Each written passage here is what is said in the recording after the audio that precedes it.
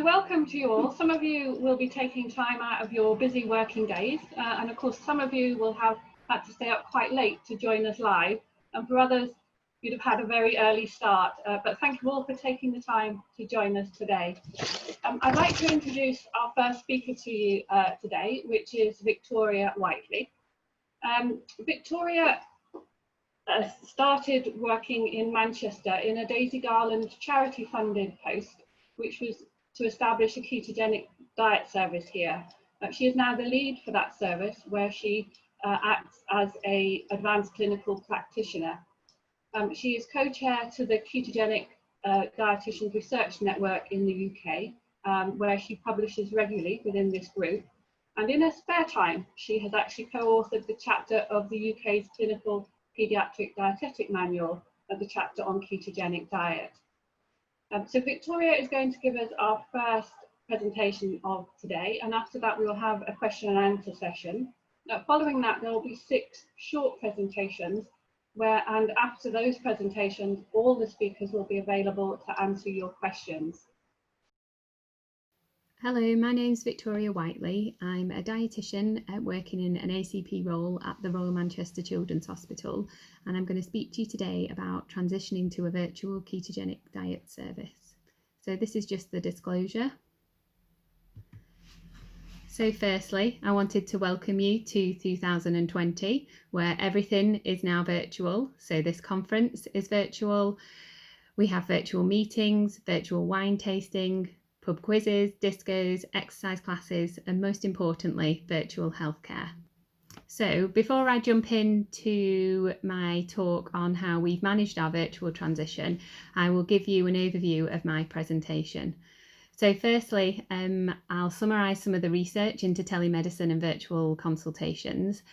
And then I'll take you back to 2019, where our story begins, just to give you a bit of a snapshot of our service and give you a bit of an insight into how we've managed the changes. So in 2019, we had all of our consultations as face-to-face appointments, and these were predominantly consultant-led MDT clinics, dietetic-led clinics, and then some ad hoc appointments. We had 55 patients on the diet and a waiting list of 19.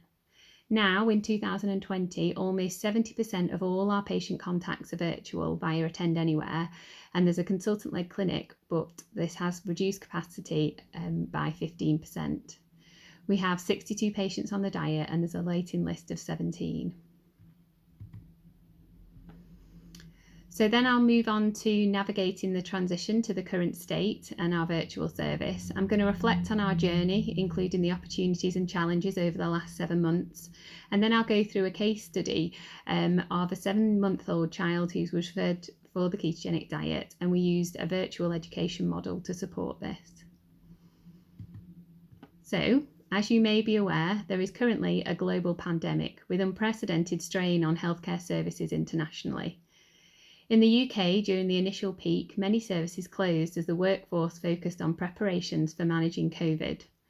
In the last 3 months, elective and routine services have been reinstated, but there is now limited capacity for inpatient and outpatient services, and there are access restrictions within hospitals. So, let's look at the evidence for virtual consultations. So pre-COVID, the evidence and research for virtual consultations is sparse. And actually, this is still the case, although there is increasing research output. The Oxford group, who used the VOCAL study, published in 2015 and concluded that virtual consultations did have advantages for patient care.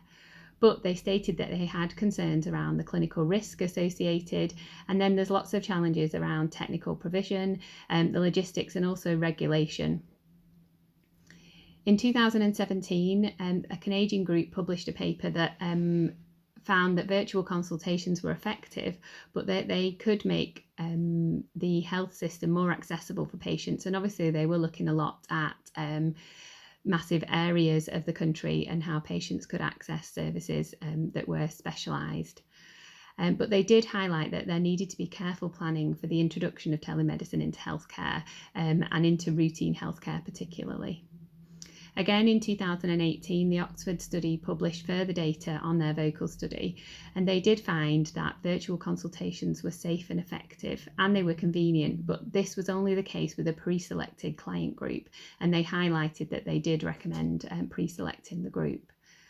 Unfortunately, with COVID and the rapid changing environment we are working in, we haven't really had the opportunity for that detailed planning of how we integrate virtual consultations into our healthcare pathway. And also, we've not been able to select which patients we use this format with. It's really had to be all of our patients. So it's been a bit of a leap into the unknown.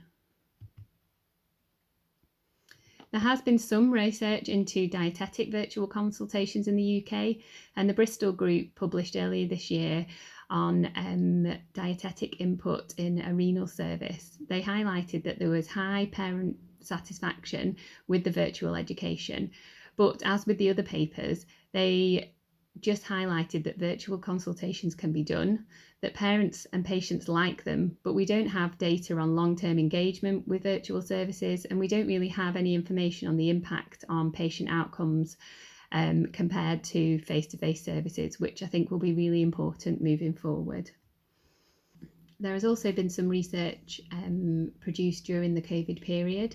Healthcare and scientific bodies have acknowledged that there are challenges around the rapid moving healthcare environment and the move to virtual services, and the Early Intervention Foundation in the UK and the Agency for Healthcare Research and Quality in the US have both published white papers summarising the evidence base and particularly highlighting the shortfalls mainly on the impact on healthcare outcomes compared to face-to-face services.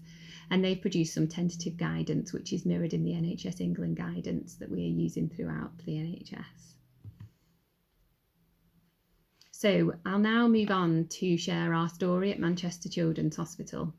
I've already briefly summarised our service in the introduction, but in 2019 we completed a service review. We wanted to compare our service with the international consensus document produced by KetoConf et al. In 2018, and we wanted to look at service improvement. The review highlighted that we needed to increase our clinic capacity, particularly if we wanted to increase the overall size of our service and to meet the recommendations for follow-up. And at the same time, we were lucky enough to be selected as one of 12 epilepsy teams in the UK to join the RCPCH Epilepsy Quality Improvement Programme with the aim of improving patient experience. We selected 2 goals for our service. One, to improve communication in the team by introducing a bi-monthly MDT huddle, and to increase our capacity by introducing ACP-led, consultant-led. At the same time, we were lucky enough to be selected to join the RCPCH Epilepsy Quality Improvement Programme with the aim of improving our patient experience. So we selected 2 service goals: to improve our communication in the team by introducing an MDT huddle, and to increase our capacity by introducing an ACP-led consultant replacement clinic. We worked through lots of project management tools and developed a new patient pathway. We introduced the huddle, which worked well to discuss patients and also to look at our service development. And as a team, we were really motivated and ready for change. But this wasn't quite the change we had in mind. On the 16th of March 2020, the country went into lockdown. Our outpatient department closed, the consultants entered into an emergency rota and increased working from home. One of our consultants was stuck in India, and a lot of our patients were shielding. Everything had changed. And most parts of our patient pathway were now impossible. So we made some plans and short-term solutions. We moved our huddles to MS Teams so that we could maintain social distancing and also still meet with team members who were at home or in India. Teamwork was extremely important at this point, to share the load, to share ideas, but also to support each other. Instead of cancelling clinics, we moved them to telephone appointments, and we undertook the huge task of developing electronic care plans and shared these with the local centres in case patients were admitted locally or they were unwell. But we worried how sustainable this was and considered the risk to our patients. As the outpatient department remained closed, we continued making regular telephone contacts to those we deemed most at risk, sharing our concerns with the local teams and community support networks. We even used the charities to help support the families by encouraging them to link in with their virtual support or organise for care packages to be sent out to some of our single mums. After 3 months, we heard rumours of the outpatient department reopening, but at a massively reduced capacity, and that instead of 2 clinics per month, we would be restricted to 1 clinic with fewer appointments to allow for cleaning and effective clinic flow. We also had access to Attend Anywhere, but this was brand new. These developments were positive, but they opened up more uncertainty. If we had reduced clinic capacity, how would we see all our patients? Would families be okay coming into the hospital, particularly if they were shielding? How would we use Attend Anywhere, and how would we suddenly have all the equipment to be able to do that? Would families be okay with video calls? Would they find them easy to use? Would it be secure? Could we use interpreters? How would we examine patients? How would we weigh them? How would we arrange blood tests? And how would we make sure it was safe? There were so many unanswered questions. So we met to plan the service as a team, and we met every week until we had an agreed plan. We agreed for 1 face-to-face clinic per month and 1 virtual clinic per month. These would both be MDT, with each member of the MDT accessing it either face-to-face or via the virtual platform. We developed a triage system for who we would see in the face-to-face clinic. We looked at virtual support tools and planned virtual education, and I'll look at these in more detail later in the presentation. But we also considered our capacity and how many patients we could safely see in this kind of environment, and how could we effectively support the patients in this service model. With only 1 face-to-face MDT clinic per month, we developed a triage system and introduced this. So we triaged as red, amber and green. If patients met 2 of the criteria, they were classed as red and moved to face-to-face as soon as possible. If they met 1 of the criteria, they were classed as amber, and it was face-to-face at the next available appointment, or if they needed to be seen sooner, this could be done via Attend Anywhere. If they didn't meet any of the criteria, then they were green and were seen in a virtual appointment. We also developed a clinic pro forma to ensure that standardised data was collected at each appointment, which would help with data collection and ensuring that we were reducing risk to patients. So we had a new service pathway. So previously, each patient had a minimum of 8 face-to-face contacts within the first year of ketogenic diet. This is now reduced to 3, and 65% of their care is virtual. So we'll just have a little look at how the service has changed. So we've only been running this service for a few months now. We have continued to start patients on the ketogenic diet throughout the global pandemic. We currently have 62 patients on the diet, and as I said, we still have a waiting list. Our referrals between March and now are 10% reduced compared to last year, but I expected that this would actually be much lower. We have started 13 patients on the ketogenic diet since the 16th of March, and again, this is a reduction in the same period as last year, where we started 16 patients on the diet. But again, I did expect that this would be much lower. All our dietetic contacts are now virtual, and I'll just go on now to discuss a little bit more about that. So here I'll just talk through some of the problems that we encountered and how we've solved them with some virtual solutions. So starting with food diaries. So at every new patient appointment, we ask parents to bring with them a food diary of 5 days to give us an idea of what their normal daily intake is like. With the virtual appointments, we've shared a PDF version of a food diary, or we've used an app-based food diary and asked that to be sent to us electronically via email or via the app prior to the first consultation.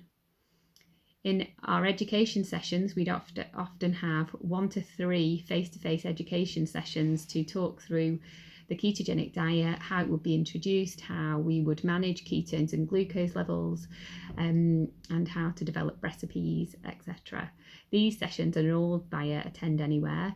We use visual props, and we're able to screen share to show them recipes or sheets or websites that might be useful. From a recipe perspective, we've linked in with all the recipes available via the Daisy Garland and via Matthew's Friends, which have been supported by Nutricia and Chef Derek, and which have been absolutely fantastic and have been really positive at encouraging families to try new recipes and meal ideas.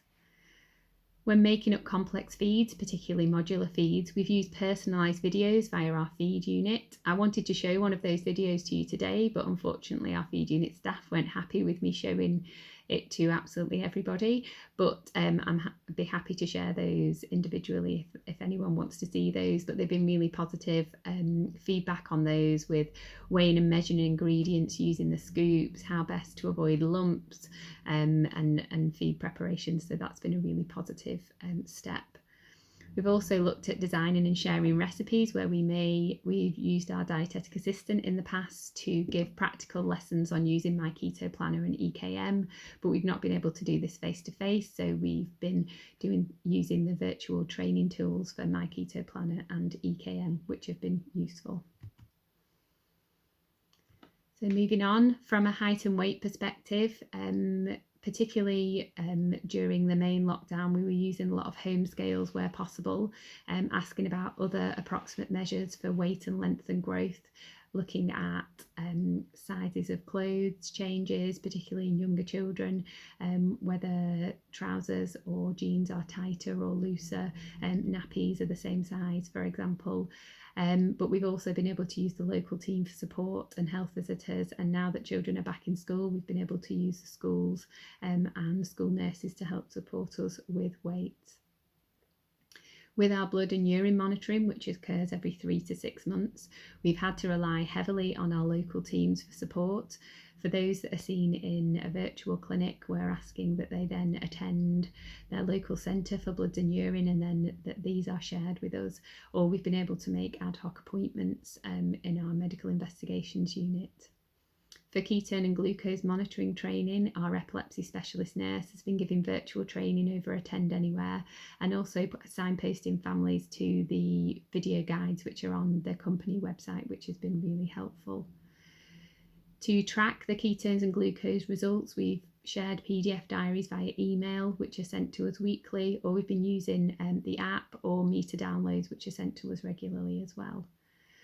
We have been concerned over engagement and accessing virtual services, so we've used our dietetic assistant to contact families regularly, check that they are happy with how to access the virtual platforms, check that they've got everything that they require, that they are able to share information with us via email, and that we've got the correct and update information. She's also been very useful at chasing up any blood or urine results from the local centres, and also chasing up heights and weights from schools or from local teams as well. So now I'll move on to a case example of just to give you a practical example of how we've used our virtual education programme. So in May of this year, we were referred a 7-month-old girl with MPPG. So she had macrocephaly, hydrocephalus, global developmental impairment. She's registered partially blind with a convergent squint, and she has seizures. So on referral, she was having clusters of infantile spasms, sort of 2 to 4 times a day, and nystagmoid eye movements, which were confirmed as seizures on EEG. So from her history, she started with infantile spasms at 4 months of age, and this was diagnosed at 5 months on EEG. She was commenced on prednisolone and vigabatrin, but there was no significant improvement. So the prednisolone was weaned and levetiracetam was added, and it's at this point that she was referred for the ketogenic diet. So we received the referral, and we planned to put her into a new patient clinic, which would be face-to-face. But during this time, she had an emergency admission for a VP shunt. So prior to her discharge from the ward, I attended to discuss the treatment options available, and we actually introduced the Kiwi trial as a potential option, and parents were really very keen for the trial. So as she was being discharged, I took her growth and feeding history. She was orally fed and had just started some weaning, but it wasn't progressing very well. And we arranged to see her 2 weeks later in clinic with a plan to recruit to the Kiwi study. During the time between discharge and the clinic, we became aware that there was an amendment from the sponsor for the Kiwi trial, so we were unfortunately unable to recruit her. So we decided to move ahead straight to the ketogenic diet. We saw her in the clinic, and it was a face-to-face clinic with the consultant, who was able to take a full medical history, a drug history, baseline seizure frequency, complete clinical examination, take baseline bloods and do urine investigations. So once the blood results and investigations came back and we knew that starting the ketogenic diet was safe, we moved to a virtual attend anywhere appointment to provide virtual education. So as she was orally fed, predominantly formula, we introduced KetoCal 3-to-1. We provided a video demonstration of feed preparation for mum. During the appointment, I was able to share content around the different plans and recipes that we would be using, looked at weaning foods and other products that might be used, and the epilepsy specialist nurse was able to demonstrate ketone and glucose testing during the appointment, and then we tracked the results using an app.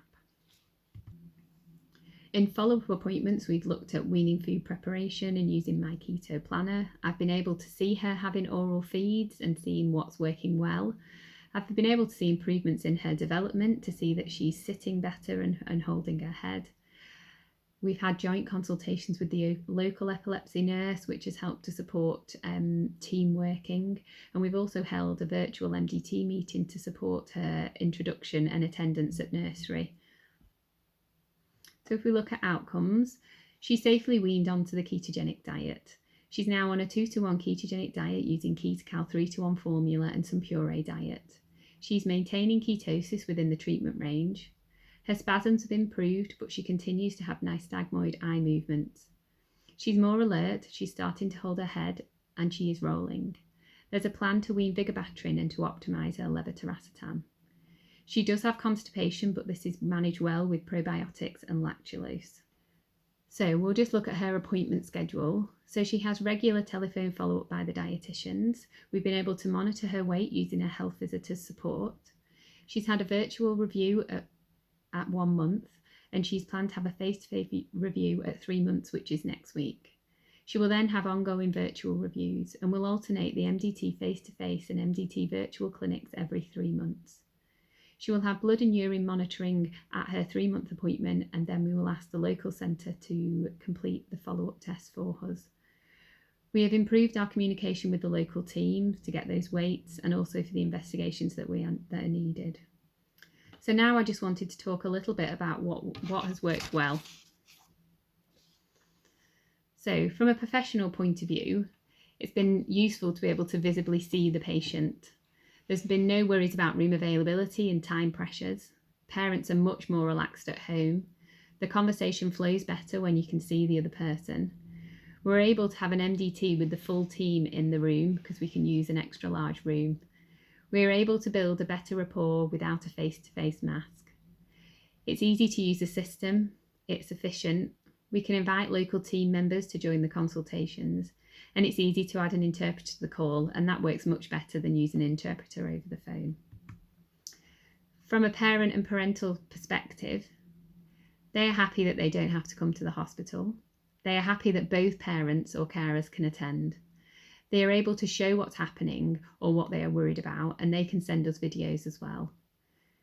They are happy that they can see our faces and build that rapport. They don't have to worry about parking. They don't have to worry about wearing a mask or going to the appointments on their own. They found it's easy to use. They can see all the information and advice as we talk through it through screen sharing. And one patient really enjoyed having her sister there to help her throughout the consultation. So the things that have not worked so well. So from a professional perspective, we need to have a microphone, speakers, webcam, and either a clinic room or a headset to provide the clinic, and this isn't always available. Calls with multiple guests can be a bit slow and clunky. The patient's internet signal needs to be good, or the sound isn't good, and the video isn't good either. Not everybody wants to be seen on video, and sometimes they don't get the right details or can't work out how to do it. A lot of the the medical team are concerned that we might miss something if we're not seeing the patient face to face, particularly because we can't take that clinical examination. And it's been tricky working out how we ensure the routine monitoring takes place and how we actually chase up those results from the other centres to minimise risk. And there's also a worry about how we effectively monitor growth. From the parental perspective, we've had reports that some parents aren't feeling confident with IT and they don't have the tools to have virtual consultations. They don't want to be seen on video and they can feel uncomfortable. Sometimes it doesn't work and the dietitian and the doctor can't hear them and they don't know why. And I think this has been quite tricky. Some parents worry that they won't see the team again and everything will be virtual, and they're already feeling quite isolated. They don't want the team to see their house because it's messy and they prefer just to use their phone.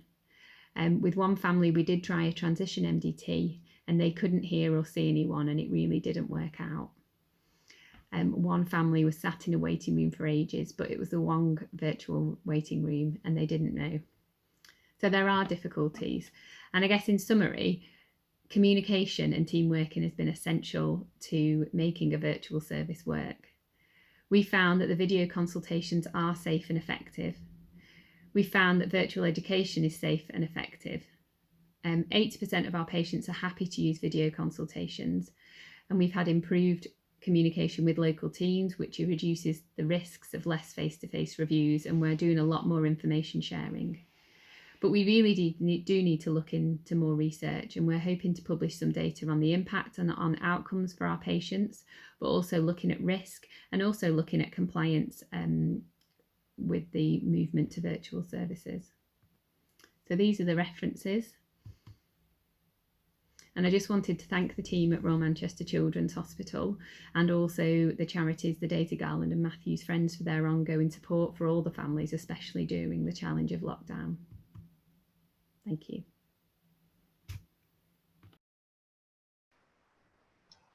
Okay, thank you, Vicky, for that lovely summary of how your service has changed over the last 6 months. Are you happy to answer some questions for us now? Yes. So the first question I have that's come in is, do you have to communicate via protected email with parents because of privacy? And if so, are they happy about this? So we don't have to if parents have agreed to use email contact, but we do also use the eGRIS system for secure email, which we can do as well. But often families are quite keen to share information via email, as in ketone results or food diaries. We don't complete a consultation over email, but they might contact us via email to say, please, can you call me tomorrow at such a time? So that's how we use sort of email really, or sending information. Lovely. Another question, what food diary app did you use and how did you decide what app was best for you? So we have used some food diary apps, so and we've used the My Keto app, and also a PDF. So I think it's just on patient preference, and if we can access the data. I think it's been more successful with a PDF via email actually, but I think it depends on how sort of tech savvy the family are about that. So yeah, no, we certainly have had problems with tech savvy and non-tech savvy families with that. Do you think post-COVID you'll continue to offer virtual appointments as an option? I think we will continue some virtual consultations. I think from a dietetic point of view, we'd often have a lot of telephone support. I think we will definitely use more virtual consultations. And actually, I think as a whole, healthcare moving to more virtual will remain. I think there will continue to be restrictions long term on face-to-face sort of services. So yeah, I do think we will continue to use virtual. I mean, we're assessing it as a whole service, not just the dietetic aspect of it at the moment, but I think we'll definitely will continue some virtual appointments, and then just but we are looking at assessing our outcomes as well with compliance and different things like that to see, you know, what the impact of moving to virtual is. And you get a feel for how much you'll go back to face-to-face rather than the amount of virtual that you have at the moment? Do you think it's the same, or do you think? you'll err more for some face-to-face?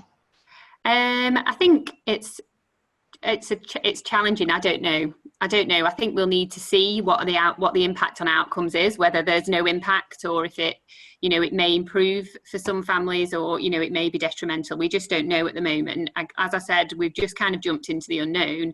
Yes, we know that we can do it, and we know that it's safe and that families like it, on the majority, but we don't know what impact that has on healthcare. So I think we would need to see that before we can make a decision. Yeah, so I don't know. Okay, so we have another question, which I think one of the presentations we'll look at as well later on. But have you thought about doing group virtual consultations with groups of parents for the educational aspects of the diet? Yeah, I think we've, as a service, haven't used group sessions previously. We've done some mini sort of introduction to the ketogenic diet, which I think has been helpful in the past, and we may do something, you know, like a live group webinar or chat about that, but we've always aired on the more individualization, so each family has different needs and requirements and information and different background that they're coming from, so we've always kept it quite individual. But I think it's definitely something that can work well, and I know other services have used that. So yeah, so I think it's something we need to look at, but it's not something we've got a great deal of experience in doing that. Yeah, but you know, with changing times, we're looking for new ideas for everything and trying new things all the time. So it's like a constant cycle of trying new things. So yeah. What would you say was the biggest challenge that moving to a virtual service has been for you as dietitians? I think it's contact with the families, and also being able to make an assessment just on the phone, so without any other sort of real information, and knowing how much families are struggling, and a lot of our families feeling quite isolated with the family shielding, and how do we deal with those families that are shielding. But yeah, I think that's been the biggest challenge, and how as a team do we manage that, and make sure that our work is effective, you know, when we're not putting any patients at risk, and how do we make those risk assessments and manage that really. Can you give us your top tip for getting blood results and weights and heights from local teams? I know that's something that we have struggled with, and I imagine other centres have as well. So we have a great team that helps us with this. So Rebecca, our epilepsy specialist nurse, has very good contacts with all the local teams. We have made contact with all the consultant secretaries in our local district generals. We are extra nice and pleasant and kind with our comments. We always say thank you for every little bit of help that they can provide. But we've tried to just, I guess, we give them as much information as possible, and we say we will contact you, or can you contact us within 2 weeks. We're also using the nhs.net email system, where we're sort of prompting them to email that to us, so we're not having to sort of ring and ask them to fax or you know, share sort of things like that. So that I think has been quite helpful, and then also highlighting to the local teams, this is why we're doing it. We're trying to reduce the risk, and you know, we'll deal with all the blood results and the outcomes of that and any treatment changes that are required. So I think that helps from a consultant point of view, that they know that we'll manage everything that comes up from there as well. But it is a challenge, and sometimes it's just pester power as well. So we have our DA and epilepsy specialist nurse, and then us as dietitians just contacting to chase things up. Mm-hmm. Final question then, if I may. Have you seen a difference between the number of home starts, the number of hospital starts that you have done since COVID has doctors with our normal services? Yeah, so I think all of our patients have, apart from one, have been home starts. So we've Yeah, so we've not started anyone in hospital particularly, just one patient started, and that was at the very beginning of the lockdown. So a change. We are used to having regular hospital patients. We've had admissions of current patients, but we've not had starts of new patients in hospital. So yes, we are seeing less of that, but then our patient capacity within the hospital as inpatients is much lower than it was previously. So there has been a change for that. Yeah, that's interesting, because our experience is that we've had hospital starts of children who've been admitted to their local district general hospitals, haven't been able to go home because their seizures are so unstable, and they've been actually transferred across the start as an emergency. okay. So that's interesting. That's a difference. Yeah. So we actually have no more questions coming in at the moment. That's okay. So thank you very much for your talk. It was excellent as always. But we'll now move on to our series of 6 short presentations. And after that, all the speakers will be available to answer questions.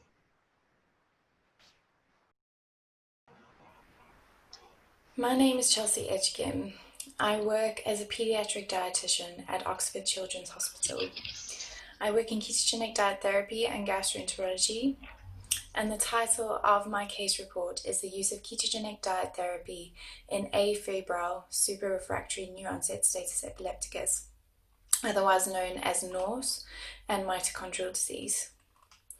The aim of this case report was to give evidence for the safe use of ketogenic diet therapy in NORS complicated by DNM1L mitochondrial disease.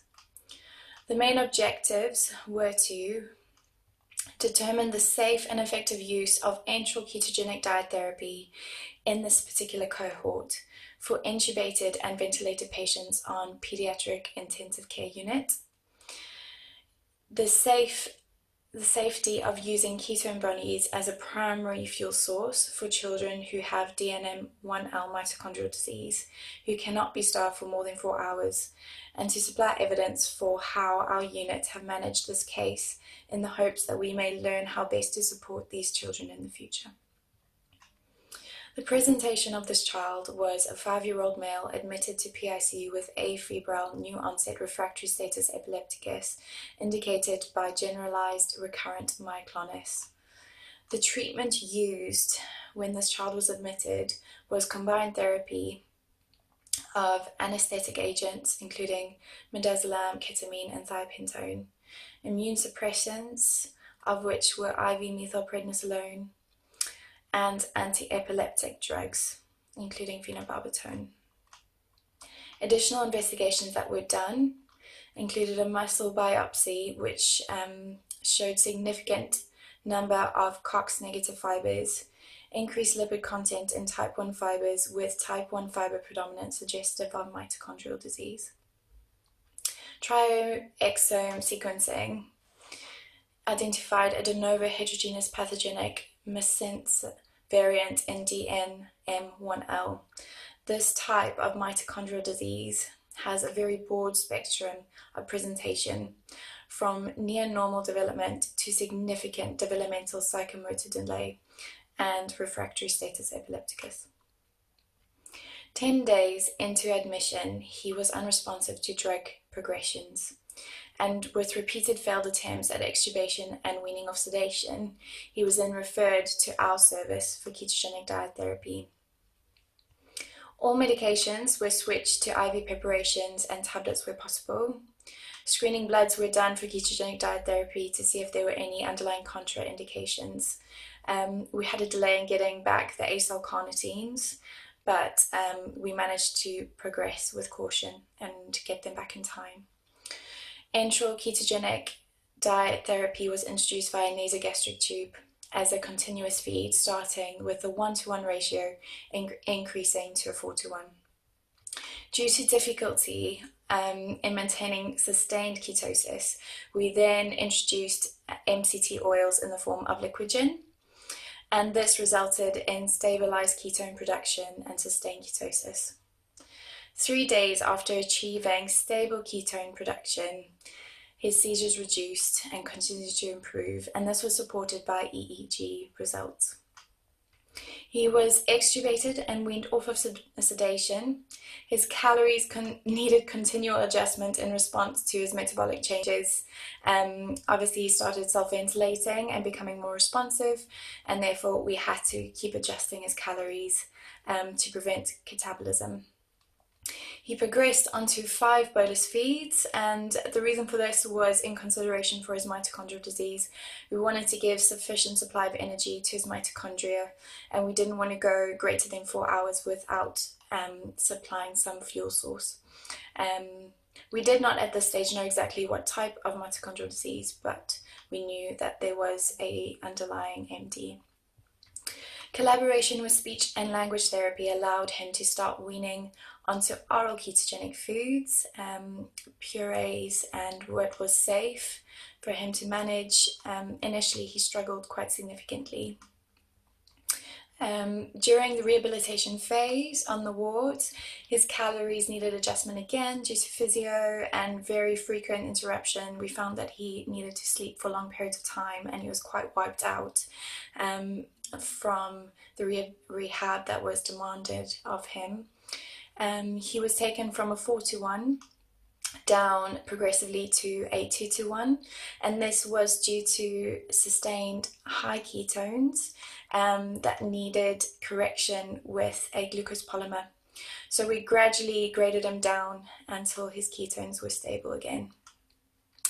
On discharge, he was discharged 10 weeks after admission on antiepileptics. He was discharged on thiamine and coenzyme Q10 for the mitochondrial disease. This medication was mixed with 3 ml of olive oil, TDS, and came in a granule formulation. And that was obviously taken into consideration in his diet. And 80% of his ketogenic diet was supplied as a nasogastric feed, with 20% being oral ketogenic diet therapy. So we followed a very classical approach with the ketogenic diet that we implemented in this particular case. Our conclusions that we drew from this experience really brought home the significance of the mortality rate associated with this type of refractory epilepticus. We know that there is a 22% mortality rate in this cohort of children, and with a higher, almost 40%, for poor neurological outcomes. There is limited evidence for the use of ketogenic diet therapy in mitochondrial disease, and so the hope of this case report was to give some sort of evidence that it is safe to use ketogenic diet therapy with children who have refractory epilepticus and mitochondrial disease and need quite aggressive interventions. And the hope is that this will give us more confidence in the future and build some sort of evidence base so that we can know how best to support these children. Thank you. Hello, I'm Nicole Mills. I'm a ketogenic dietitian working at Addenbrooke's in Cambridge. Thank you very much to Nutricia for inviting me to speak today at the annual KetoConference. I am going to be talking through our centre's experience using a more flexible, less restrictive approach to the MCT 45% ketogenic diet. A recent study showed that less than 10% of children starting ketogenic diets started with an MCT-based diet, which is a shame, as MCT enables you to have a much greater carbohydrate allowance. And it's a diet that's been proved to be efficacious and is comparable to the classical diet. However, it can be quite onerous on families and can be quite complex to teach. So we wondered whether, if we applied one of the concepts of the modified ketogenic diet, so the fact that children are allowed carbohydrate-free, protein-based foods freely, whether using this with the MCT diet, whether it affects their ketone levels, but it could potentially make for an easier diet for families to implement. So we altered our practice to relax the protein restriction, aiming to improve compliance without reducing efficacy. So we didn't change the usual proportions for an MCT-based diet. We didn't deliberately change them. MCT we did 45%, LCT 30%, carbohydrate and protein between 10 and 15%. Although protein, because we're no longer asking parents to weigh out the portions, we're assuming children are going to take between 10 and 15% of their energy from protein, but it might be a bit more, it might be a bit less. And then with our MCT diets, we've always had a list of low carbohydrate fruit and vegetables that children can have freely, for the purpose of looking back at whether allowing protein freely is affecting ketosis or seizure control. We have kept the foods on these free lists exactly the same. So MCT diets are based on exchange systems. So traditionally families work with 5 gram fat exchanges, 10 gram carbohydrate exchanges, which have 1.5 grams of protein with each one. 6 gram protein exchanges to include a set amount of fat in each one, and the MCT exchanges. So we thought if we allowed the protein freely, it's one less thing for families to think about at each mealtime and to have to weigh out at each mealtime. So just looking at the protein exchanges to show perhaps why families find the MCT diet a bit more difficult. If you were to pick a protein that was quite a lean protein, so a chicken breast or white fish, you then have to add a bit of extra fat to go with it to make up the fat assumed within the protein exchange, and then you'd have to add the extra 5 gram fat exchanges on top. So by allowing protein freely, we've taken this out of the equation. So to put this into practical terms, thinking about a family making a bolognese, traditionally with the MCT diet, the child on the diet needs to have a set amount of beef mince. So it's quite difficult without making a portion of bolognese for the child and a portion or a batch for the rest of the family. It's quite difficult to do it all as one, because once you've made a bolognese, mince goes in first. You can't, if you're feeling quite precise, it's more difficult to do. Whereas when we're allowing proteins freely, because they wouldn't need to measure out the mince, they could make a bolognese purely based off the low carbohydrate free food list and the free protein list, to include mince, onions, carrots, tomatoes, to make a bolognese that's completely unmeasured and allow the child to have its appetite, but then to have the same one as the rest of the family, which then means that when it comes to serving up, that's when you can weigh out the carbohydrate exchange, put the extra fat and MCT with it, but it means you're not having to worry about the protein as well. So we conducted an audit once we had been using this practice for a while, just to check that we weren't negatively affecting anything. So we weren't looking to improve ketones, we weren't looking to improve seizures more than the traditional MCT would. We were looking to see if we could improve compliance, but that we weren't negatively affecting anything else.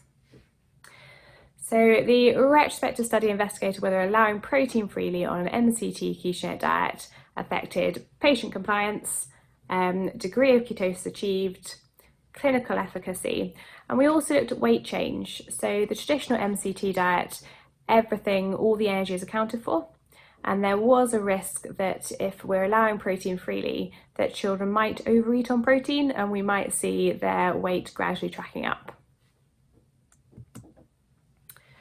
So when we looked to do the study, we had 27 children that had been on our more flexible approach and been taught using that approach.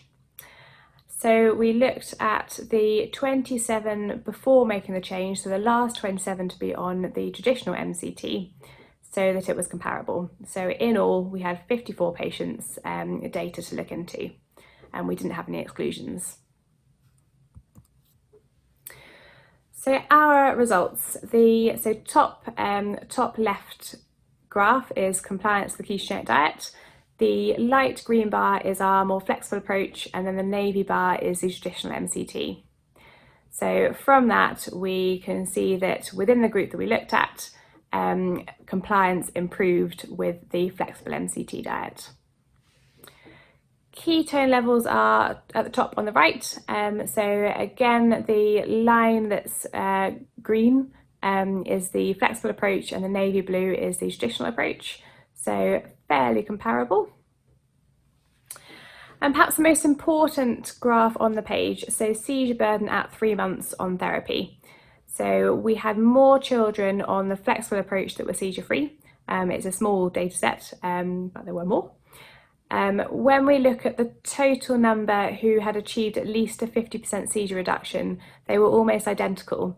So when we meet back with a family after 3 months on diet, we tend to take a 50% or more reduction in seizures as being this diet is working for them. So what that graph shows is that within our data set, we hadn't reduced the efficacy of the diet. And then the graph at the bottom on the right is our weight change. So Z-score along the bottom. We would hope, so with a Z-score of 0, it shows that a child is carrying on growing along their current centile. So the medians being the lines in the middle of the blue bars, both medians for the MCT, traditional MCT as the top bar, and the flexible MCT as the bottom bar are very close to 0.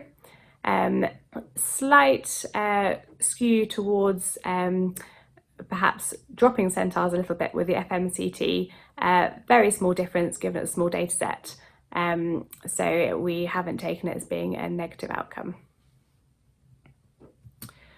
So what does this mean for us? The efficacy, ketone levels, seizure control and weight trajectory weren't compromised. So we've determined our more flexible approach is an agreeable alternative to teaching and implementing a 45% MCT diet. So it is a practice that we're continuing, and we are noticing that families are finding this diet much easier than they had before. And actually, when I knew that I was doing this presentation, I looked back at the number of children we had started on oral ketogenic diets this financial year, and of the 15 we started, 8 have opted for the more flexible MCT diet over the classical and modified ketogenic diet. So of the children that are taking ketogenic diets orally, MCT, flexible MCT diets make up the majority of our caseload. Thank you very much for listening to me today, and thank you to Nutricia for inviting me to speak. Hello, my name is Ellen Wilford. I'm a paediatric ketogenic dietitian from the University Hospitals of Leicester NHS Trust.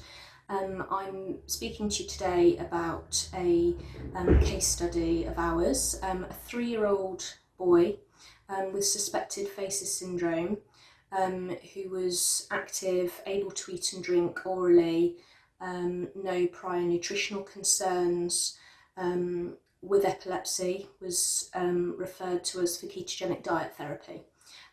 He was already prescribed 2 anti-epileptic drugs, which hadn't been able to control his seizures. He was having 2 clusters of seizures per week, and they included convulsive tonic-clonic seizures. He was referred to us for ketogenic diet therapy in May 2020, during the height of the COVID-19 pandemic. Traditionally, ketogenic diet education is provided by dietitians and neurology nurse specialists in our service, and it's provided face-to-face as part of a group session, where there'll be different parents from different families with a dietitian and the nurse. That training and the assessment of parental competence is extensive. It's usually conducted indoors in the hospital, in a training room, and it usually takes between 4 and 5 hours. Previously, we used to do our education in 2 sessions, but when we asked parents, they invariably said that they'd rather have 1 session where they came into the hospital to do the training all in one go, all together. But the COVID-19 pandemic brought about new risks, new challenges to providing that education, risks to staff and also to the parents in terms of infection with COVID-19 with closer contact. So there was no other face-to-face parent or patient education going on that we're aware of in our trust at that time. So there was really a focus of trying to shift this education to being more remote, to being virtual if possible.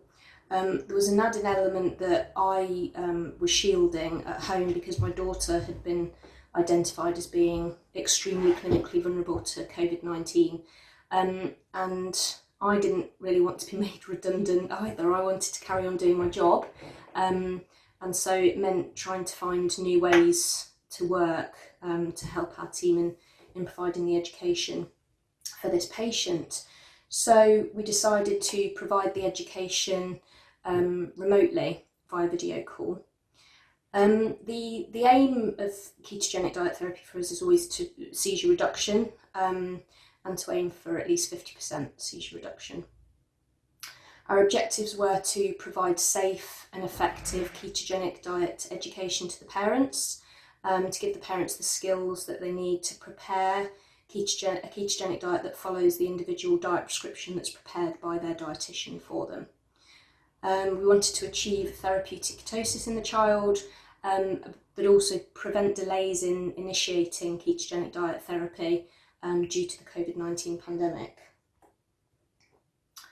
On this instance, ketone meter training was provided in person by the neurology nurse specialist, but I'll come back to that a bit later. Ketogenic diet training was provided remotely via video call with both parents by the dietitian, where the PowerPoint presentation was shared to help give some structure to the education. The video call was far more preferable than telephone call because the video call allowed for reading of body language. It was really helpful to me when I was explaining something and I could see the parents nodding along, and I knew that I can continue with this point, whereas if they stopped and were frowning at me, then it was a cue for me to go over that or to ask them if they wanted me to repeat that, if it was clear. So that was vital, being able to physically see them. We did split the ketogenic diet education over 2 sessions across 2 days for providing it remotely. And that was because I just felt it was going to be so hard for them to keep their attention. It's hard face to face, let alone over a video call. So it was split into 2 sessions. Some practical elements of training were maintained, and that was a challenge. Normally our sessions are very interactive, and that's to help different types of learning, and so that it's not too onerous on the parents. So we did keep some practical elements, and in preparation I'd ask them to have certain foods to hand where they could practice weighing them out, to practice getting certain grams of carbs, etc., so that they felt confident doing that. There was also some sort of question answer things that we were doing to break things up a little bit, but that was a bit of a challenge in terms of providing the education remotely. I was also regularly asking the parents to repeat back their understanding, because one of my fears was that the signal might cut out, that they might miss a sentence or 2 of mine, and they might not necessarily tell me that during a long session, and it might be something quite important that is important for them to understand bigger concepts. So I did keep going back and saying, so can you just tell me what you understood from that bit, or are you comfortable with that? What would you do in this situation, etc., just so that I felt confident that they understood correctly. The education did take almost twice as long as usual, unfortunately, and I put that largely down to a big time delay on the call, which made it difficult to cut in for them to ask questions, or for me to cut in when they were talking as well. It did make it a little bit awkward. So hopefully on another day that may not be the case. There was breaks in Wi-Fi signal as well, so there was times when we were just having to dial back in to restart the call. so that did cause delays. And also the repetition. I think with more practice on my part, I might get better at judging, what's being understood, or find new ways of checking their competence, rather than there being too much repetition. So that might be something that can be improved with more experience. There were some benefits that I hadn't anticipated. So I realised that I was able to get a good idea of the home facilities, because the video call was happening in the middle of their kitchen diner area, and so I got a good idea of the facilities that they had, and the foods as well. So I think there was an occasion when a certain food was mentioned, and Mum asked a question, and then she said, "Oh, hang on, I'll show you," and went to the kitchen cupboard and got the food to show me. And I thought, well, that's something that we don't usually get to do. I'm often saying, well, send me a photo of this if we don't work out that we're talking about the same thing. So that was really useful, and potentially something I think we can use more, even once children are on diet. So potentially even mealtime observations and things could be really useful. So the ketogenic diet was successfully started at home with this patient after they'd done remote education, and he tolerated the diet well. He got good ketone and glucose levels. He did have an episode of high ketones shortly after starting the diet, but the parents treated this very appropriately according to the guidance we'd given them, so that gave me a great deal of confidence that they'd really understood what they needed to do. Ultimately, ketogenic diet therapy was not delayed by the COVID-19 pandemic. Seizures did reduce by 50% by 3 months on the diet, and tonic-clonic seizures had stopped completely. Mum had also mentioned that his sleep had improved after starting ketogenic diet, so all around they were quite pleased with the outcome after starting diet. So in conclusion, the remote ketogenic diet therapy education by video call can be safe and effective, is what we found. There was the unanticipated benefits as well that I mentioned. It is important to note that obviously to provide education in this way, it does mean that the dietitian and the parents or carers have to have the necessary technical equipment. They have to have a computer, a camera phone, and the skills to use it, as well as a strong internet connection. So it's not necessarily going to be possible for everyone. I would recommend the extra time allowance as well compared to face-to-face education. We felt that in terms of the ketone meter training, that actually this could be delivered remotely, and that's something that we're looking into now. I believe there are other trusts that are using videos and perhaps doing that training remotely already. And then just thinking beyond the pandemic, potentially being able to provide education in this way, I thought could open ketogenic diet therapy up to more people, make it more accessible to areas where, excuse me, where perhaps there's currently no local service available. And it could be a potential solution to barriers such as transportation or childcare or mobility challenges that some families might have to coming into hospital for education. And my last thought was that the anxiety around coming into care settings may last longer than the pandemic for these families that have vulnerable children. The awareness of how to catch an infection, I think, is heightened now, and so I wonder whether this might be a preferable option for people even beyond the pandemic. Thank you. My name is Yusra Hassan. I am a paediatric neurology registrar and I work in Royal Manchester Children's Hospital. The title of my research is Forced Normalisation as a Potential Factor in Behaviour Deterioration on the Ketogenic Diet. The reason I chose this subject is due to the ketogenic diet specialists and the epilepsy team and myself noting retrospectively that most children's behaviour improves when they are started on the ketogenic diet, and especially when their seizure frequency improves. However, there have been a number of patients who are discussed in this review whose seizure frequency improved on the ketogenic diet but whose behaviour deteriorated quite suddenly and acutely. We wanted to review whether a phenomenon called forced normalisation could be related to why these patients had a sudden deterioration in their behaviour. Forced normalisation is a concept characterised by the emergence of psychiatric disturbances following establishment of seizure control or improvement of seizure frequency in a patient with previously uncontrolled epilepsy. The most common triggers seen have been anti-epileptic medication and epilepsy surgery.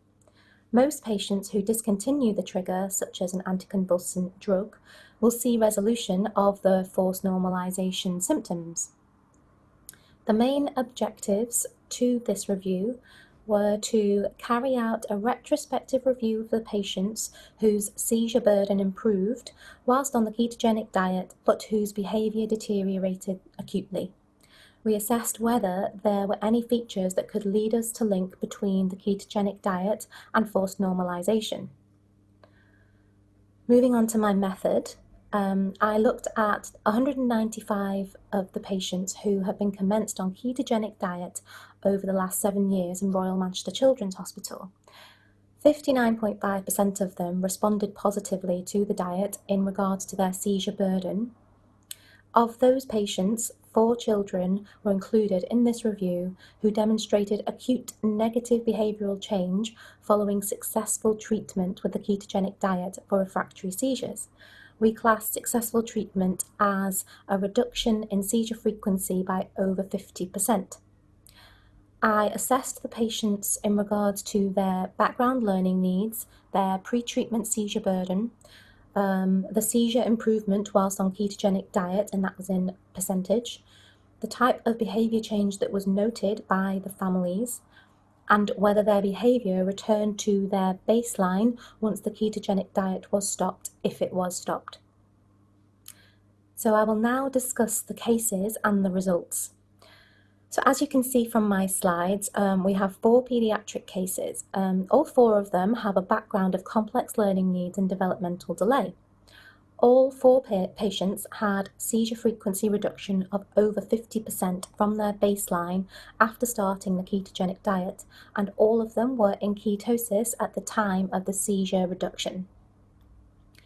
Parents and families described a sudden onset of behaviour change, which included symptoms such as aggression, agitation, temper tantrums, shouting, head banging, poor sleep, and crying more than usual. 3 of the 4 patients' families decided to stop the ketogenic diet as their therapy due to difficulty in coping with the deteriorating behaviour. All of those families stated that their child's behaviour returned to their baseline once the ketogenic diet was stopped. One family decided to continue with the diet for 16 months as the improvement in their seizure frequency was very significant for them. They stopped the diet at 16 months and then restarted a few years later due to their seizures at that point worsening, and following their restart of the ketogenic diet, they had no behaviour deterioration at that point. So I'll now move on to my conclusions. Just briefly speaking about the diagnostic criteria for forced normalisation, which will allow us to then think about our patients, the criteria have been described by Krishnamurthy et al., and it includes an established diagnosis of epilepsy, acute behavioural disturbance, which includes psychosis as the most common symptom, mood change, anxiety, and dissociative symptoms, and reduction of epileptic activity on an EEG and/or complete cessation of seizures for 1 week. Our cohort of patients demonstrated the improvement of seizure frequency whilst on the ketogenic diet. However, only one of the patients was seizure-free, and that was for 13 days. An EEG was not carried out at the time of the improvement or cessation of seizures for our patients, so we could not assess whether the EEG also showed electrophysiology changes and improvements. This is something that we will and could consider if we carried out a prospective review of our patients under the ketogenic diet team with behavioural changes. All 4 patients had underlying learning needs, which meant that recognizing behavioral changes such as psychosis, hallucinations, or depression is a little more difficult. The phenomenon of forced normalization as a link with the ketogenic diet has not been identified in literature before. However, it is something that we wanted to consider as a possible link with these patients, as they were all patients who were on anti-epileptic medications previously, who showed no acute behavioral change, but their sudden onset behavior change started with their starting point of the ketogenic diet. So for future work, neuropsychology assessments are very important to assess the impact of refractory seizures on behaviour and learning.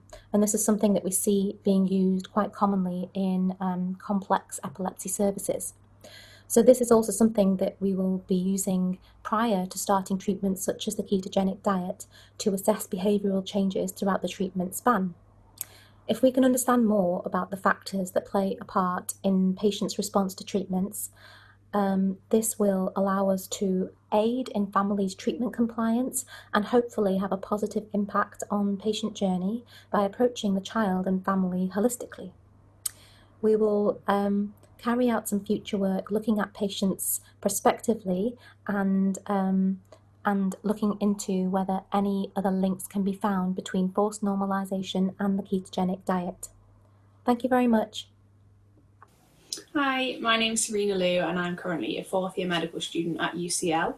The title of our research is The Impact of Ketogenic Diet Therapy on Growth in Children with Epilepsy. I worked on this research as part of my intercalated BSc last year, and we chose this topic because we wanted to try to add to the current literature available looking at whether there is a significant effect of these diets on growth in children. We also wanted to try to identify any particular factors which were associated with this, and we felt that this was important because a lot of the children are already vulnerable and so could be quite high risk for further complications arising from poor growth. Being able to identify any particularly at-risk children would help to be able to monitor this whilst they're on the therapies. So the overall objectives of our research was to identify whether weight and linear growth are adversely affected in children following ketogenic diet therapy as a treatment for epilepsy. Secondly, if growth is affected, were there any clinical or demographic factors which are particularly associated with this? And if growth is affected, are these effects maintained once the diets have been discontinued? In order to do this, the methods we used were to retrospectively record height and weight measurements of children following these diets. These would have been taken as part of routine clinical management at 3 UK ketogenic diet therapy centres. We recorded these pre-diet to get the child's baseline, 1, 2 and 3 years whilst on the diet, and then 1 year after the therapies had been stopped. We converted these to Z scores and then looked at the change from baseline and analysed this using the Wilcoxon-signed rank tests because of a non-normal distribution. We also recorded information on ambulatory status, age at diet onset, feeding method, diet type, and protein prescription. These were chosen to try to identify any associations with growth. And then either the Mann-Whitney U test or Spearman's rank correlations we used to analyse these. Children were excluded from the final analysis if the aim or an aim of the treatment was to address a growth problem or aid in weight loss. In total, that left us with 247 patients in the final analysis, and 65 of these had post-diet data available, which in our case was 1 year after the diets had been stopped. The cohort characteristics of these patients are also displayed in Table 1 on the slides. So the results that we found were that median weight Z scores decreased at 1, 2 and 3 years whilst on the diet compared to baseline, with the change becoming significant at 3 years. Weight remained below baseline 1 year after the diets had been stopped, but this wasn't a significant finding. Height Z scores also showed a decrease at 1, 2 and 3 years from baseline, and these were all significant at all time points. However, height also did seem to recover after the diet's been stopped because there was no significant difference of the height Z scores from baseline 1 year after the diets had been stopped. The factors that we found which were associated with poor weight gain were ambulatory status, feeding method, diet type, and protein. So non-ambulatory children seem to gain weight less well than ambulatory children at 3 years. Tube-fed children also gained weight less well than orally fed children at both 2 and 3 years. The modified diets seem to have less of a negative effect on weight gain than the classical diet at 1 year, and lower protein prescriptions were correlated with a more negative impact on weight gain at 1 year. In terms of linear growth, the factors which were associated with this in our cohort were ambulatory status, feeding method, diet type, and age at diet onset. So non-ambulatory children showed a greater decrease in linear growth than ambulatory children at 2 years. Tube-fed children also showed a greater decrease in linear growth than orally fed children at 2 years as well. The modified diet types showed less of an impact on linear growth at 1 and 2 years compared to the more restricted diet types. And younger children showed a greater decrease in terms of linear growth than older children at both 2 years on the diet and 1 year after the diets had been stopped.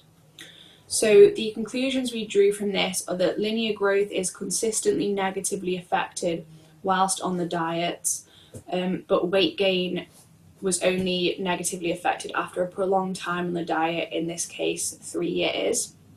These effects also didn't last once the diets had been discontinued, as both weight and height seemed to recover to a not significantly different level from baseline once the diet's been stopped. The less restrictive diets also seem to have less of a negative impact on height and weight than the more restrictive diet types, like the classical diets. And also tube-fed, non-ambulatory and younger children seem to be more affected and more at risk of poor growth on the diets. These factors weren't consistently associated with poor growth, which was maybe due to a decreasing number of patients that we had available at each time point, and also whilst off the diets. The only consistent finding was the overall reduction in linear growth at all time points on the diet. We think this is an indication for further research with prospective data collection and longer follow-up, because we'd like to investigate the potential associations we found and really pinpoint any at-risk groups. We would also be looking to collect diet response data and ketone levels as part of this to try to identify any potential associations and impacts that these have on growth in children on these diets. Thank you very much. Good afternoon. My name is Philippa Thomas and I work as a specialist paediatric dietitian in ketogenic diet therapy at Bristol Royal Hospital for Children. The title of my service development topic is Live Webinars to Deliver Introductory Ketogenic Education to Prospective Families at the Bristol Royal Hospital for Children. The reason that me and my team at Bristol chose this subject is because of its relevance to the current situation we find ourselves in with the COVID-19 pandemic. Prior to this, we were providing introductory ketogenic diet education to prospective families through either one-to-one hour-long face-to-face appointments or through taster sessions, which involve providing the same education to a group, but often with low levels of attendance. Our referral region covers a large area over the southwest corner of England, so both us and our patients often had to travel long distances to attend these sessions or appointments. When lockdown happened in March of this year, we had to adapt quickly to continue to provide a safe, accessible and equitable service to all potential new patients across our region in the southwest. So our main objectives were to provide existing introductory ketogenic diet education to prospective families referred to the ketogenic service at Bristol for ketogenic diet therapy in an equitable way during the COVID-19 pandemic. Also to utilise information technology to find a suitable platform to deliver this education remotely, and finally to save dietetic time by delivering this generic education to a group of prospective patients. So we went about this by first of all identifying a suitable platform through which to deliver our pre-existing introductory ketogenic education. In April of this year, the Trust began the wide use of Cisco WebEx to hold remote meetings, and the webinar function therein was recognised as a potential way to deliver group education. Throughout the following month, the functionality was explored and a process devised for the invitation of prospective KD families to attend the webinar. The platform enabled us to use the same PowerPoint presentation as we did during the first face-to-face appointment with prospective patients. And we conducted our first live webinar for the introduction to ketogenic dietary therapy via WebEx on the 19th of June 2020. 4 parents were invited to attend, all of which did, and we experienced no technical issues. All parties were able to remain in their own remote locations, and 2 dietitians and 1 dietetic support worker were available to present the session.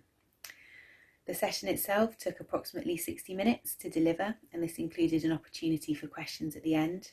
And following the webinar, each family was then telephoned individually by the dietitian so that they could ask any specific questions about their child's therapy.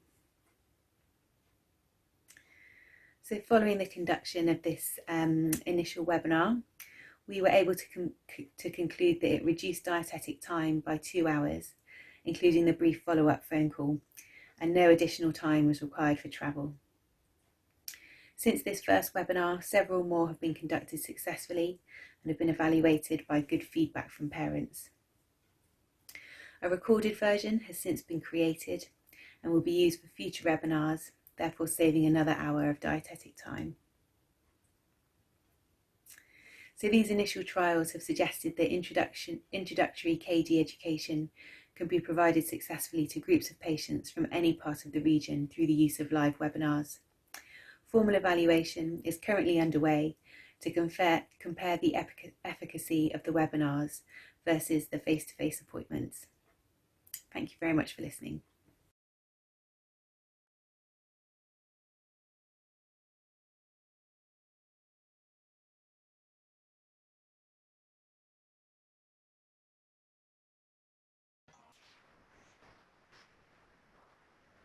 Well, thank you for all of our 6 presenters. I think we've stunned you with quite a lot of information quite quickly. So please do use the question and answer facility. We have all our panelists available to answer your questions. So please do make use of the fact that they are available to you today. Perhaps I could start with the first question that has come in. And actually this, excuse me while I get this up. This one is in fact for Nicole at Cambridge University Hospital. And someone has said, it's the first time I'm hearing about the flexible MCT diet. I thought MCT by itself is considered flexible anyway. But could you suggest some more literature on FMCT diet? I'm interested to adopt it.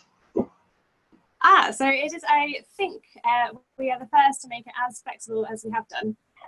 So we only started doing it a couple of years ago, and it is based on Liz Neal's 45% MCT diet, and all we've done is made it a little bit more flexible with allowing protein freely. But if you would like to if you'd like to drop me an email, I'm quite happy to share some of our literature with you. Obviously, I need to raise my hand here and say I have an interest because I actually work at Cambridge University Hospital as well. And we'd be more than willing to share the resources that we've used for making the diet as flexible as we have. One of the comments, if I could add, was one of our families who was on the more traditional MCT diet. We actually switched them over to the flexible diet when we did their yearly review. And a year later, Mum said, wow, she said, it's just so much easier. Her husband had actually got his A-level students to develop an app for converting foods bought in the supermarket into carbohydrate, protein and fat exchanges. And they've done all that nifty adding fat into the protein if it hasn't got enough fat in it. and she just found it so much easier. And she also mentioned that her child had more energy when she could eat more protein when she was more hungry, and then less when she wasn't so much as hungry. So that's just really an incidental comment, but as a family they were finding it much easier. Of the families we moved across from the traditional MCT to the more flexible approach, what families found most easy was snacks. So suddenly, having been quite restricted before, they can have things like pepperonis, cheese strings, baby bells, which they can go into the fridge and take out themselves. So that was a big benefit to families. Lovely, thank you, Nicole. Chelsea, I have a question for yourself, if we may. And it's so you gave us that lovely talk on a child who was in status epilepticus and you'd used the ketogenic diet. And I wondered whether you had any theories as to why you needed a 4-to-1 diet to get your ketones initially, and then that dropped down when the child left intensive care unit to a 2-to-1 to become stable. Thank you. I guess there was a number of complications or reasons for that. I think the one was we had difficulty changing all the medications across to low carbohydrate forms. And that just meant that it was a little bit more difficult. And then also we were using steroid therapy as well. And I think, yeah, I think that was probably the combination of both. And then also there was periods where we weren't able to get the full feed in because of disruptions in feeding times. So it was a few different things that ended up resulting in us pushing it a bit higher than we normally would. And you added in MCT fat. Did that increase the ratio, or just did you swap out some standard fat and remain at a 4-to-1 ratio? So we kept it at a 4-to-1, but we swapped out some of the fat for MCTs. Thank you. There was another question for you actually, Chelsea, and that was how quickly did you up titrate the diet from a low ratio to the 4-to-1 ratio when you were in the intensive care unit? We did that over a period of about a week. I think there was quite a lot of pressure on us to get him into ketosis from the neurologist. So within about 2 to 3 days, we increased the ratio again. So moved from a 1-to-1 to a 2-to-1, then 3-to-1, then 4-to-1 over a period of a week, more or less. So you're doing almost a day a ratio? Almost, yeah. So 1 to 2 days, yeah. If you were to have the same patient in again, or a similar patient, would you titrate up more quickly, do you think, or were you happy with the pace that you took that at? I think in retrospect it's always a lot easier, but we didn't have all of the blood results initially, so the acyl carnitines, and I think that's why I was a little bit cautious to do it too quickly. And also we didn't quite know the underlying cause of the disease or why it was in status. So I think in retrospect, I probably would. But when you're faced with a case, you're not really sure of all the information. I think it's always good to take a more cautious approach if you're not sure. But yeah, but in retrospect, I think probably yes, could increase a bit faster. Looking at things retrospectively is always so much easier, and it's a medical decision, isn't it, as to how quickly to introduce things. I know they have that mantra, time is brain, and so if you're in status often and not being able to break it, the risk of harm of staying in status versus the risk of harm by getting the diet so that you're putting the child at risk is one that the medics need to balance out. Yeah, exactly. Yeah. Now I have got another question coming in, if you just excuse me. This one is for Ezra, actually. Thank you for joining us again. Do you have a theory as to why psychosis change of behaviour happens on diet? Is it to do with underlying neurotransmitter issues? That's a really good question. Thank you for having me, by the way. So the pathophysiology is not very well known. In lots of the literature that's out there about forced normalization, there's lots of theories. One of the theories is that although it's like a paradoxical normalization essentially. Although there is clinical improvement and the seizures start to improve, it's whether the epilepsy is still active subcortically. So essentially there is a different pathway and the discharges are going along different uncertain pathways. So whether those pathways are then leading on to psychosis. There's lots of work into it because actually, yeah, the pathophysiology isn't completely known about. So it could be due to neurotransmitter pathways, but there's not a certain answer. And do you see forced normalization with anti-epileptic drugs?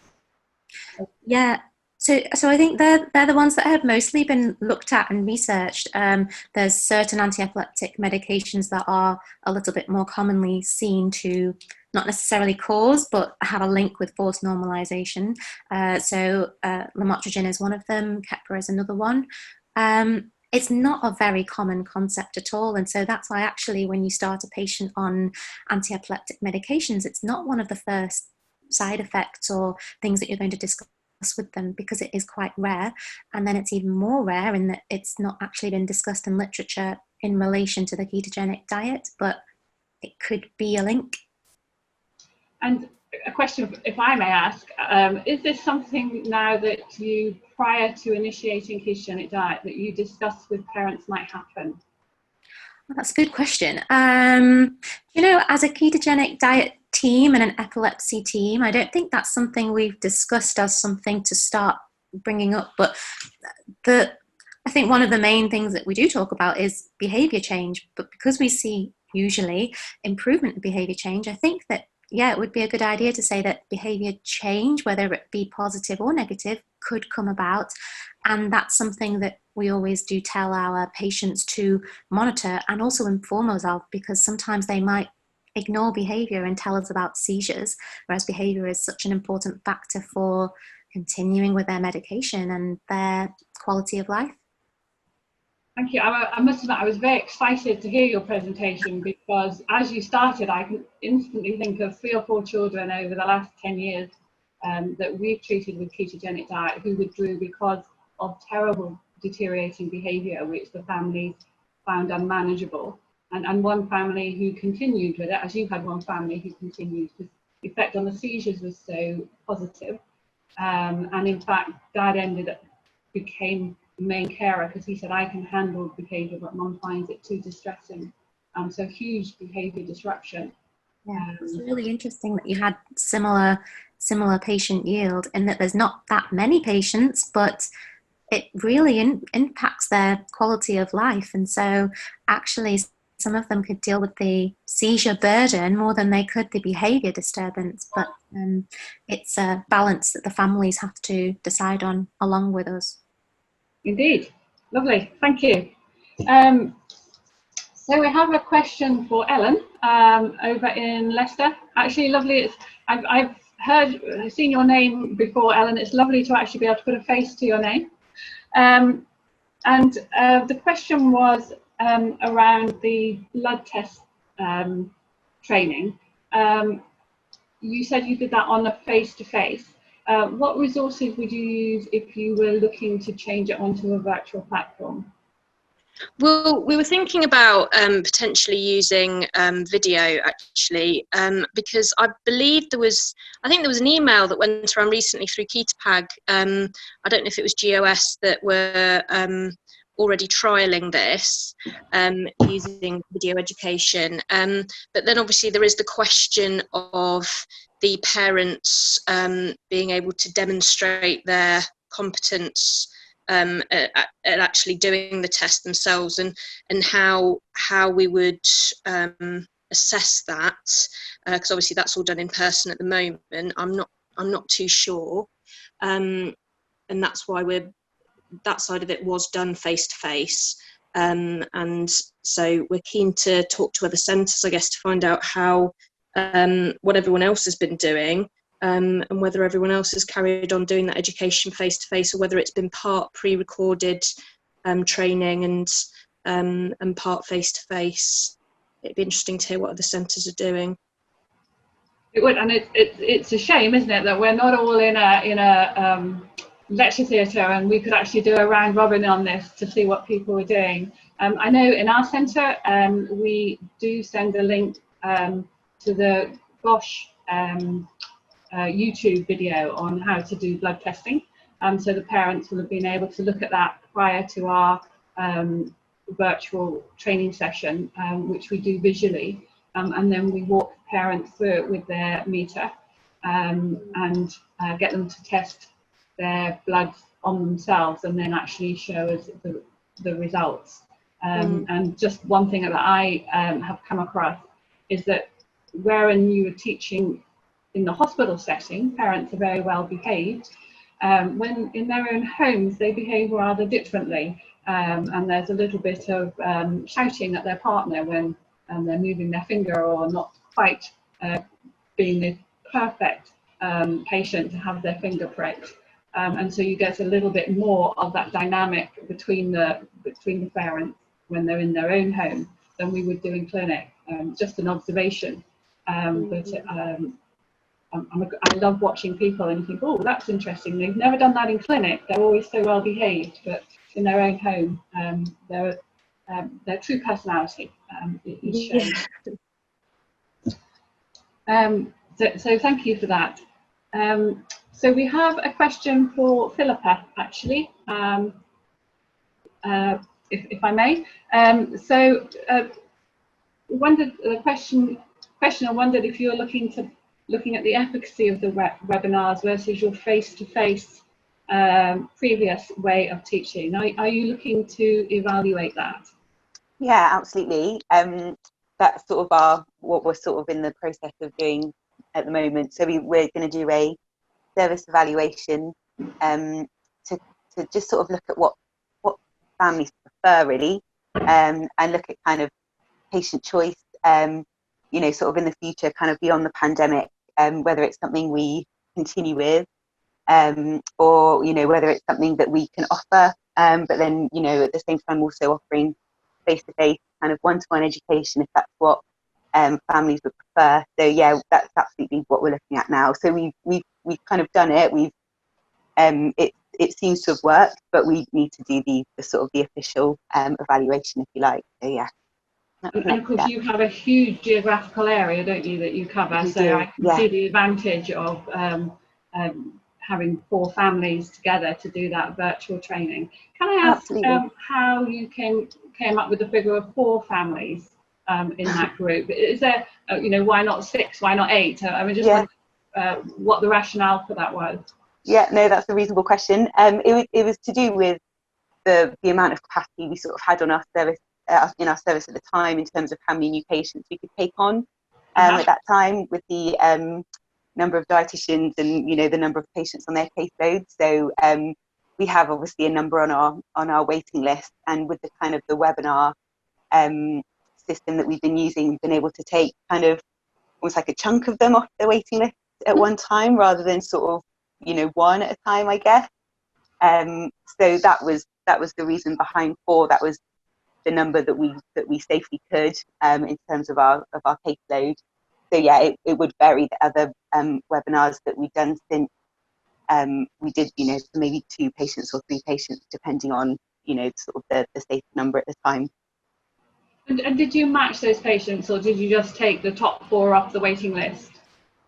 Yeah, so we have a prioritizing system for patients. So if patients obviously under 1, they get prioritised as an inpatient, and if they're under 2, they get prioritised, but we could potentially start them at home. But then otherwise, yeah, they go onto our waiting list, and it's whoever comes to the top, basically. Yeah. And I'm just really interested, but do those families get to talk to each other on your webinar?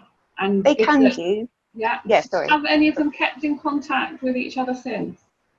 No, that's a good question. I don't believe they have. We do have a Facebook group as well for our families, so that they can, you know, be in contact with each other. So we always invite all our new families to join that. But yeah, that's a good question. I don't believe they have, but it would have been nice if they did.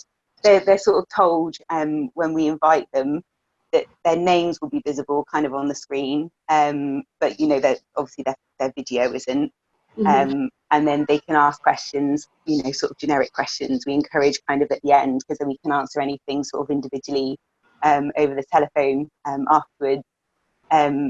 So yeah, they can talk to each other, but so far that's not really happened a lot. There's not really been kind of a discussion, but it would be nice to get that going, because that's kind of what would happen in a face-to-face situation in a group session. Indeed, absolutely. I think whenever you have a group of parents together, the thing they do as they leave is swap email addresses and phone numbers, isn't it? And you know that they're going to be keeping in touch. Yeah, definitely. That's possibly an element of that is lost. Yeah. Okay, thank you. Natasha, welcome. I see that you're taking over to answer questions, although Serena did the presentation. I am indeed. So I felt we had a whistle-stop tour of the growth data, but the question that we have is, do you have any plans to look at children who have been on the diet 4 years, 5 years, 6 years? I know the data you presented was up to 3 years on the diet, to see if those downward trends continue or whether in fact they stabilise. Yeah, this is certainly something that we'd like to look into, longer term follow-up. I think initially, what I think the priority would be is to look at some other potential associations with the decreased height velocity, like, for example, the level of ketosis would be certainly something that I'd like to look at in the first instance. But you're completely right that it would be really, really interesting to see if it just happened to be that after these particular people were off diet, their height velocity wasn't then different to baseline because they were off diet, or would that have happened anyway if they'd have been on diet for longer? So no, I think that's completely right. That's definitely on the to-do list. Yeah. Okay. I know it's something in our centre, if the child needs to be on diet longer term than the 2 years, we talk about the potential loss of height as an adult. But the more immediate concern is about bone density and bone health and kidney health. And so the parents seem to be quite happy to potentially lose 5 centimetres on their adult child if they get a better quality of life now. And the concerns more about bone health. But it would be really interesting to know whether we continue to cause that lack of growth and make them even potentially shorter adults than they might necessarily be. That would be really nice to know. Exactly, I completely agree. The numbers are going to be small, but then if there is a big difference, then we'll be able to see it, won't we? So yeah, I completely agree. Lovely. Well, it was lovely data to present, and quite a large number of children. Thank you. Was there any part of the data which you felt, because this was retrospectively collected data, where there were gaps which you were surprised at? Because we all try and do the same things at clinic, and clearly from what Serena was saying, there were gaps in the data. Were there any that surprised you that as clinicians we're quite poor at collecting? I think the random associations of tube feeding with a decreased height velocity, I think it was. But to be honest, I'm taking those findings with a pinch of salt, because all of those significant findings were only at certain follow-up time points. They weren't consistent, and of course we're just taking a p-value, aren't we? That which isn't necessarily clinically relevant. So what we really were interested in is the consistent association, and definitely realizing that, of course, if we were going to be completely proper and adjust for multiple testing with all our analyses, then to be honest, that would be the only significant result that would remain in all likelihood would be the decreased height velocity. No actual associations with any of the clinical or demographic parameters that we looked at. And like, for example, I certainly wouldn't necessarily automatically associate tube feeding, of course, with increased or decreased height velocity, although one could infer that maybe tube feeders have increased compliance, and so that's why, etc., etc. But then you have to look at the increased ratio, how much percentage fat they're having. So that there's so many factors involved. Okay, thank you. So we have a final question, if I may, and it's back to Manchester for Uzra, if I may. And it's, what is the incidence of forced normalisation after surgery, and how does that compare to the rates you experience in the KB cohort? So I've just answered this, typed it, but it's a really good question. So the incidence that we found from various literature, but from a particular paper, is roughly 30%, which is actually quite a high incidence. But again, that's a variety of different symptoms. It might not just be the same type of symptom. The cohort that we have in Manchester, it's our local cohort.